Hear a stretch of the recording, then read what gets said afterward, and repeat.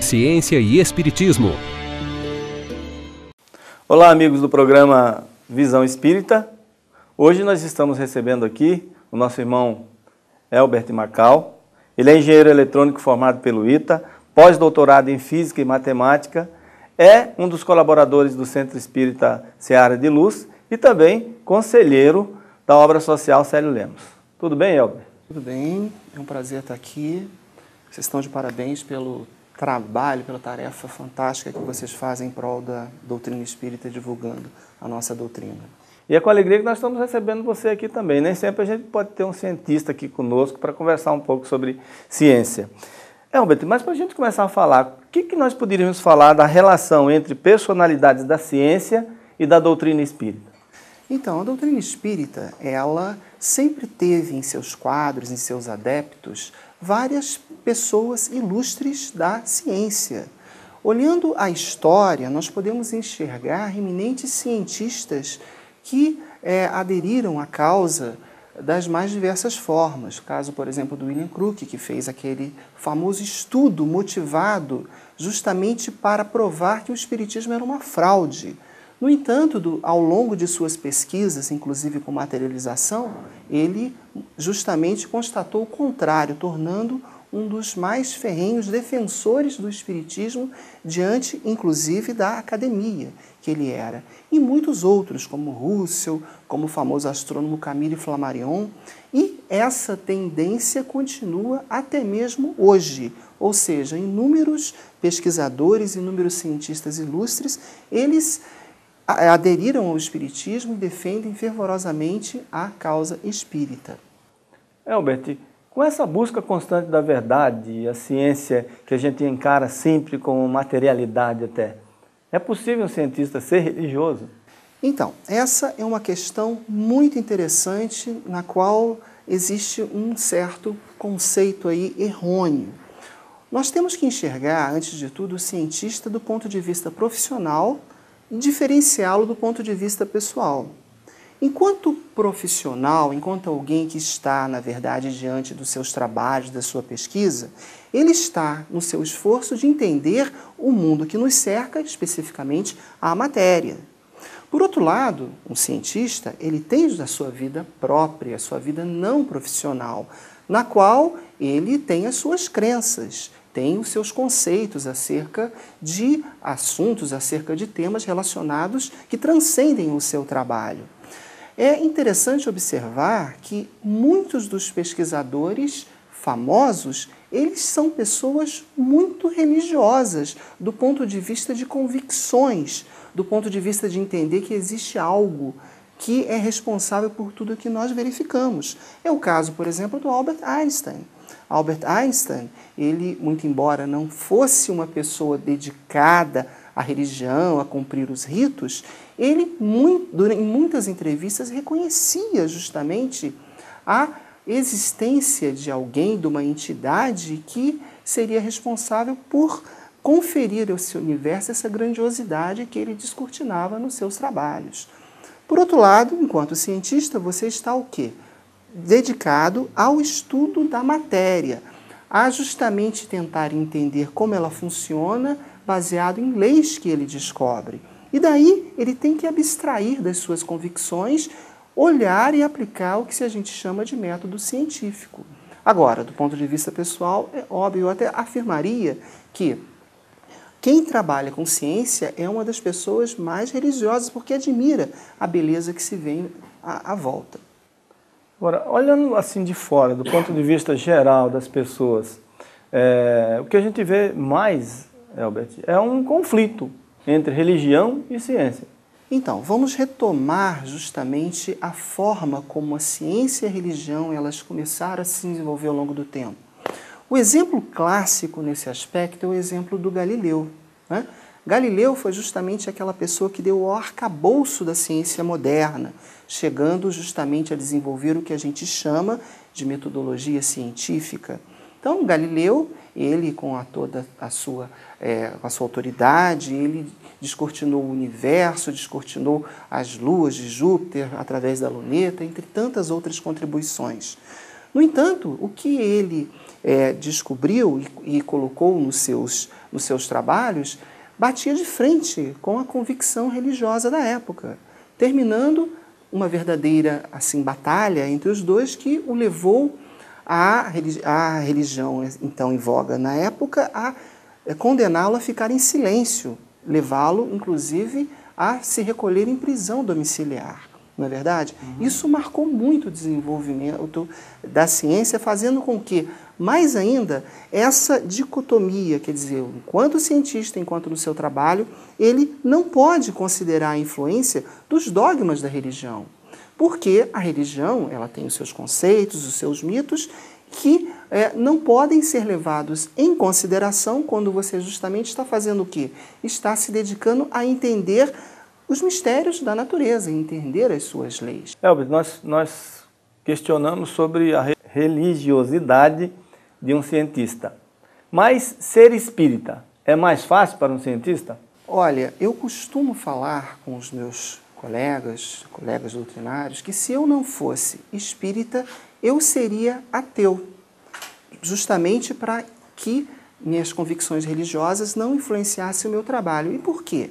Observa, nessa doutrina espírita fantástica, grandiosa, nós temos um Kardec que se rende à verdade da ciência. Não é Kardec, uma das suas frases mais famosas, coloca aqui, externa, justamente que se a ciência mostrar alguma coisa que implique erro na doutrina espírita, isso deve ser corrigido. Desculpa, já mostrou alguma coisa a ciência que a doutrina espírita não tenha dado pelo menos uma pincelada? Então, essa sua pergunta, muito assim apropriada, ela nos leva a refletir sobre como é o mecanismo da ciência visto atualmente. Atualmente, graças ao trabalho em especial de um grande filósofo da ciência chamado Thomas Kuhn, a ciência ela é um processo de construção, onde, quando você está se debruçando sobre alguma coisa nova, existe um trabalho de se chegar ao que se chama de paradigmas, que são leis, que são metodologias, que permite entender, que permite explicar justamente com o que você está lidando. Nesse momento em que você está cristalizando essa fase de paradigma, existe, na verdade, todo o processo entre os pesquisadores que discutem, que têm posições diversas até chegar num consenso. A partir desse consenso, tem-se a figura científica formada e você usa esse paradigma para aprofundar os seus estudos. A doutrina espírita, graças aos espíritas e ao trabalho grandioso de Kardec e os que o seguiram, né, se nós pudéssemos fazer uma comparação, um paralelo, encontrar-se justamente nessa fase em que existe um paradigma formado, que você aplica os conhecimentos espíritas relacionados a explicar os fenômenos que nós observamos, em especial os fenômenos mediúnicos, os fenômenos de comportamento, os fenômenos relacionados aos diversos fatos que a gente observa na vida.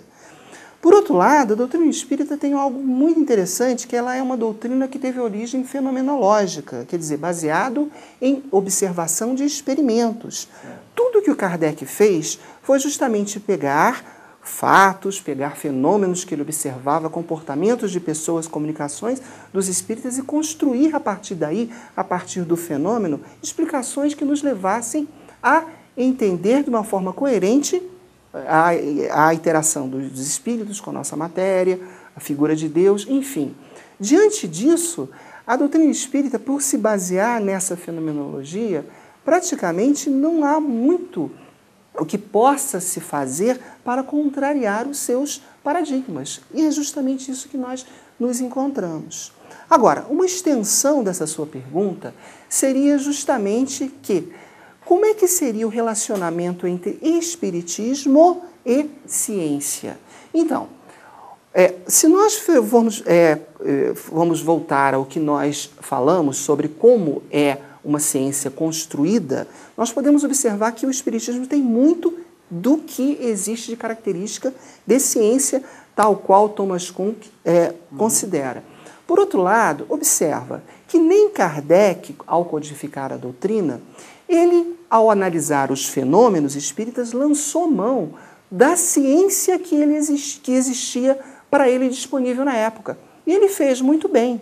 Aliás, o próprio Kardec, no Livro dos Espíritos, no que é o Espiritismo, no Diálogo com o Cético, ele deixa bem claro algo fundamental, que a ciência, por se dedicar especificamente à matéria, ela não tem as ferramentas apropriadas para trabalhar com os fenômenos que o Espiritismo se interessa, que são justamente fenômenos relacionados com o quê? Com algo que transcende a matéria, não é? Então, isso nos mostra que essa separação é algo que Kardec ele externou e está na codificação. Quer dizer, cada um na sua área. Não sei se é redundância o que eu vou falar, mas o que eu estou entendendo é que a doutrina espírita fala que ela é ciência, ela é filosofia, ela é religião. Então, a ciência é da alçada do espiritismo. Agora, o espiritismo é da alçada da ciência? Não diria que, a verdade, a doutrina espírita ela foi criada quando Kardec aplicou a metodologia científica da época para chegar justamente ao arcabouço doutrinário que nós chegamos. Nesse sentido, quer dizer, empregar métodos que a ciência usa, você pode caracterizar, sim, o espiritismo como algo que observa e tem as interpenetrações com a própria ciência. Né? Outra coisa interessante também, será que é possível, e já ir direto no assunto, qualquer dia aí a ciência comprovar a existência dos espíritos? Então, veja bem, indo ainda nessa direção, quer dizer, existe, por exemplo, a psicologia, a psiquiatria, que tem pontos de interação com os fenômenos que o espiritismo, que a doutrina espírita se preocupa. Inclusive, nesse aspecto, nós verificamos que, ao longo do tempo, vários psicólogos, vários psiquiatras, eles dedicam-se a estudar fenômenos que nós temos por consagrado na doutrina espírita. Por exemplo, um dos mais famosos é o Ian Stevenson, aquele famoso autor que, há uns 20 e poucos anos atrás, publicou aquele livro chamado 20 Casos de Vida, de Reencarnação, digamos assim, o título não é bem esse. Onde ele, aplicando também uma metodologia rigorosa, procura mostrar situações que sugerem que o espírito daquela pessoa viveu antes, retornou, não é? Aplicando o método científico. Como também tem o Hernani Guimarães de Andrade, que fez um trabalho também fabuloso. As obras dele dedicadas a esse assunto são verdadeiras obras de primor, onde o método de investigação é aplicado e é de forma irretocável. Quer dizer, então, eles tentam, na verdade, entender. Agora, novamente, o espírito é espírito, matéria é matéria. Não dá para nós chegarmos justamente a dizer que a ciência vai conseguir provar a existência do espírito, porque eles estão em mundos totalmente diversos. Não tem como, porque um usa uma determinada metodologia, outros não. Aliás, é muito interessante que, volta e meia, nós verificamos até dentro, né, da literatura espírita de revistas, certas pessoas que procuram associar descobertas recentes da ciência com, eventualmente, a existência dos espíritos, com o mundo espiritual. É o caso, por exemplo, da antimatéria, né, que inclusive chegou até a ter um artigo publicado no Reformador, tentando explicar o mundo dos espíritos pela antimatéria. Justamente isso não tem o menor sentido, porque a antimatéria é algo que faz parte do nosso mundo. Não tem como usar essa teoria para explicar justamente a nossa matéria, para explicar o mundo dos espíritos. Como nós já mencionamos, Kardec não fez isso. Ele partiu de algo totalmente novo, porque ele sabia que, se assim o fizesse, ele iria chegar a resultados que não teriam, assim, sentido de forma adequada.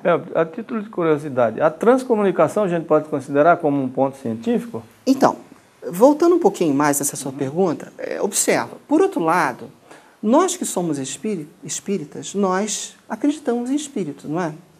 Você já viu um espírito? Não. Ele já chegou aqui, já cumprimentou sua mão? Se nós perguntássemos, por exemplo, a um químico trabalha, na verdade, com átomos e com moléculas. Se perguntarmos a ele, você já viu um átomo? Você já viu uma molécula? Ele vai falar que não. No entanto, ele te dá inúmeros argumentos que permite a ele dizer que o átomo existe, que as moléculas existem e ele acredita neles. Mesma coisa em relação aos espíritos para o nosso lado. Mesmo sem ver um espírito, até porque o espírito é espírito, matéria é matéria, nós podemos elencar inúmeros fatos, inúmeros que, oriundos inclusive de um raciocínio lógico bem preciso, nos levam a afirmar a existência dos espíritos. É uma convicção nossa que a razão, como dizia Kardec, na verdade ampara. Então é a mesma coisa. Quer dizer, sem ver o espírito, nós podemos, o que? Perfeitamente deduzir, podemos aceitar, podemos crer na existência deles.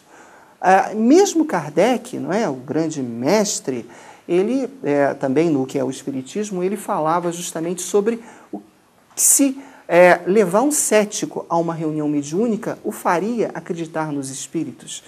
E nesse diálogo que ele tem, né, com o cético, né, no que é o espiritismo, Kardec constrói os argumentos para mostrar que não.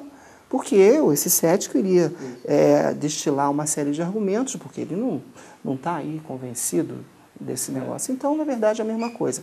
Ou seja, não tem como você usar métodos científicos de uma ferramenta que é para estudar a matéria para provar a existência dos espíritos.